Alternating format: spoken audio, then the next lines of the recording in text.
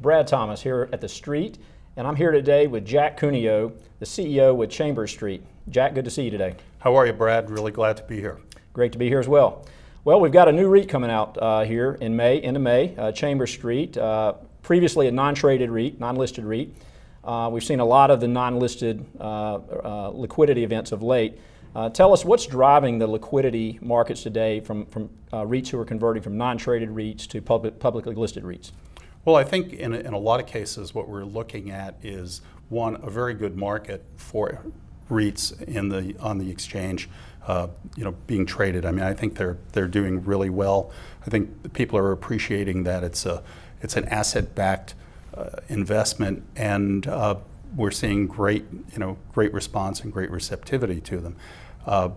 Also, I think we've started this in 2004, and we've kind of gotten to the point where now we're $3.2 billion in assets, and the next way to grow is to be able to access the capital markets for debt, further equity offerings, and whatever is the flavor of the month.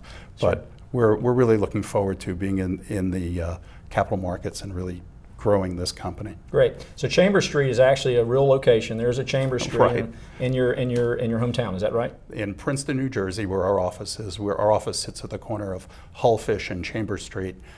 We decided that after going through probably thousands of names, we decided that we looked out the window and said, Hullfish or Chambers. Hullfish was kind of a funny name, so Chambers Street it is. Right. So Chambers Street is essentially a triple net REIT. However, you're investing, I believe, in industrial and office properties. Is that correct? Correct. Most of the triple net REITs are primarily retail oriented. And they have relatively flat portfolios. The leases are relatively flat.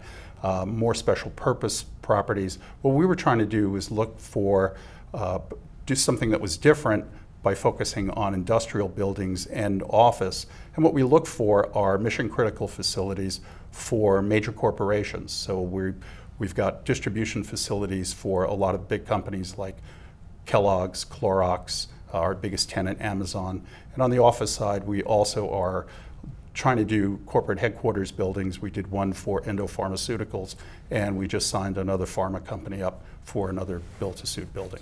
You mentioned Amazon. I think that's around 6% of your portfolio. Right. And so the majority of your tenants now are under 5%? Yes. In terms of their concentration? Right. We have 275 tenants, and they represent 25 different industries. So we feel that's where the diversification in the portfolio is. It's really, how does your tenant make money, and then how do you figure out where your rent's coming from? Right. And you're not getting concentrated in any one particular industry where you might be vulnerable. Sure. And in terms of diversification, your geographic diversification, I think a lot of your peers their footprint is essentially in the U.S., but you have international operations as well? We have about 10% of our portfolio in Germany and the United Kingdom. And there also we have 2 Amazon facilities in Germany. In terms of your capital structure, what are you looking for in terms of your entry in the public markets, in terms of money that you're trying to raise, and how your debt is going to look after the initial IPO? We're not looking to raise any equity. We're not looking to do a regular IPO. Right. Our plan is to list our shares, and concurrent with that, provide a tender offer of $125 million to basically get trading going, right. Create a float in the stock, and go from there. And what's your time frame for that? Currently, we're looking at May 21st as our kickoff day. Okay. The most important thing is the dividend, of course. Right. And obviously, we don't know where the dividend is going to be today until it starts trading. But can you kind of give us a little idea about the safety of the dividend and where you think this will be pricing? We're setting the dividend to be comparable with our peer group, and so we've got about 9 or 10 companies that we look at as potential peers. And we set our dividend to be on the high range of our peer group.